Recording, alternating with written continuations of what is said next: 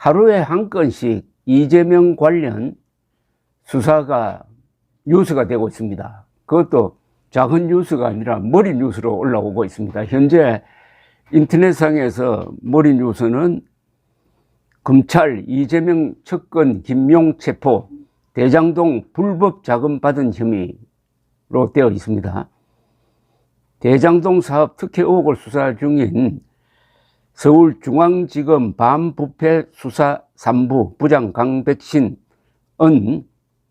김용 민주연구원 부원장을 자택에서 체포했습니다.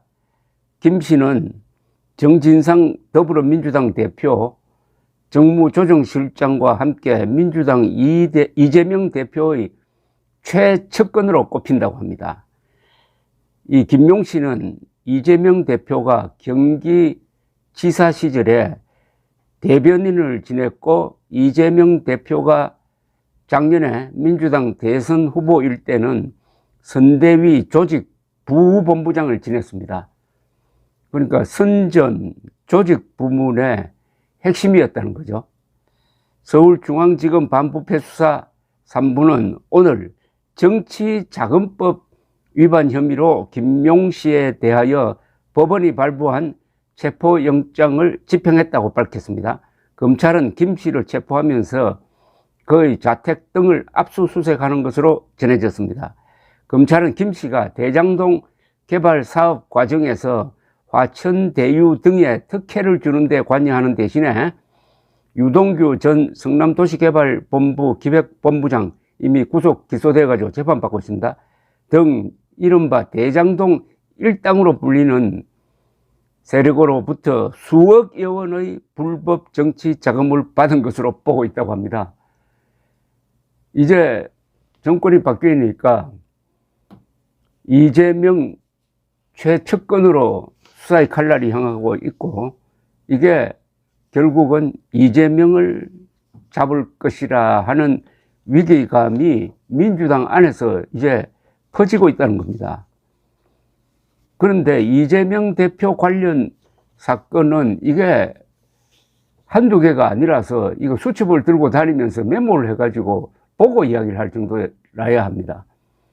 그러지 않아도 전과사범인데, 전과사범에다가 지금 진행 중인 사건이 한 5-6개가 됩니다. 그러면 자칫하면은 전과시범이 될지 모르겠는데요. 그럼 다음에는 전과시범이 대통령 후보로 나오는 겁니까?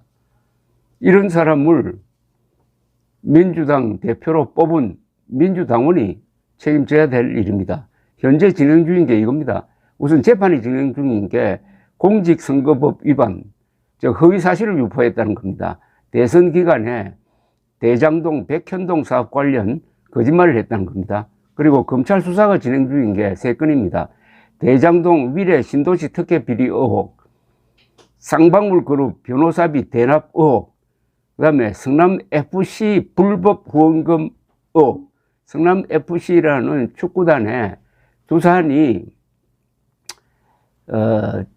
일종의 찬조금, 후원금을 내는 대가로서 용도 변경을 받아가지고 그 부지에 건물을 지어서 수천억 원의 특혜를 보았다 하는 혐의인데, 이게 중대 혐의인데, 여기에 이재명 대표가 제3자 뇌물죄 혐의로 기소될 가능성이 있습니다. 그러면은 과연 대표직을 유지하느냐가 민주당 안에서 큰 논란이 될 것입니다. 또 경찰이 수사하는 게 있어요.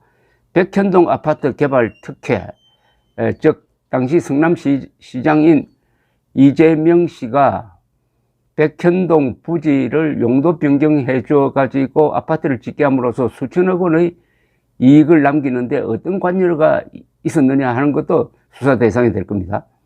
또 하나가 있습니다. 경기주택도시공사 합숙소를 선거 캠프로 사용했다는 의혹과 관련된 수사가 진행 중인데, 이렇게 되니까 본격적으로 이제 민주당 안에서 이재명 사법 리스크 때문에 이 당이 과연 유지될 수 있느냐 하는 위기감까지 나온다는 겁니다. 특히 이재명 대표가 제3자 뇌물 혐의가 적용된 성남FC 사건으로 기소될 경우 문제가 있습니다. 왜냐하면 민주당 당헌 80조는 뇌물 등 부정부패 혐의로 기소되면은 당직 정지를 규정하고 있기 때문입니다. 선거법 위반 사건은 당헌 80조 적용 대상 사건이 아니지만은 성남FC 사건은 이재명 당시 성남시장이 뇌물을 받았다.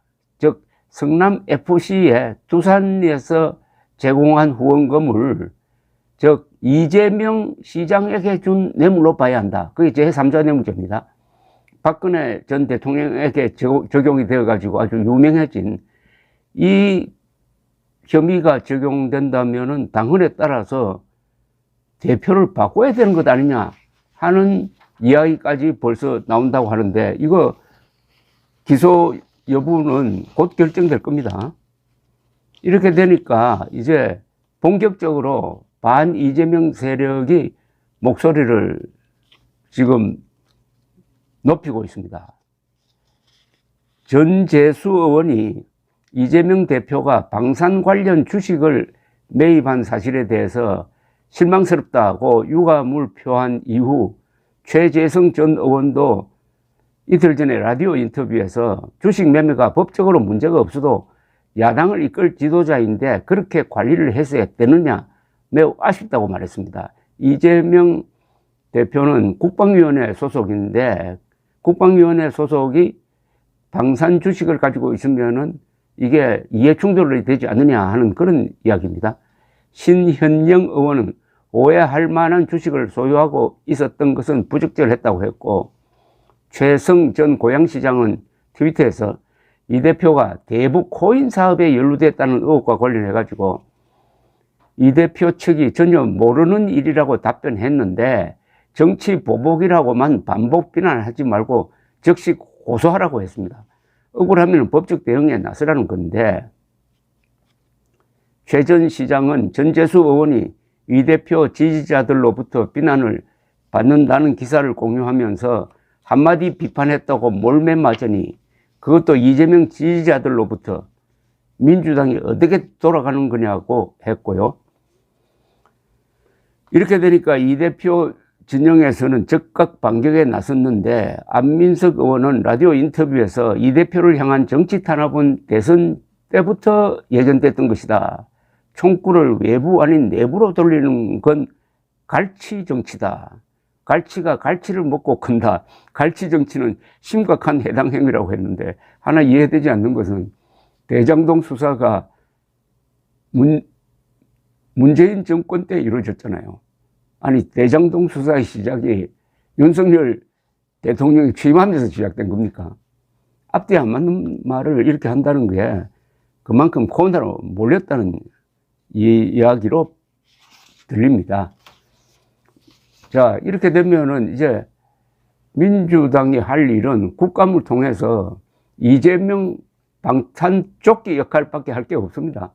그러니까 저렇게 날이 곤두선 것처럼 해가지고 행동을 하는데 계속 헛발질입니다. 어제는 김문수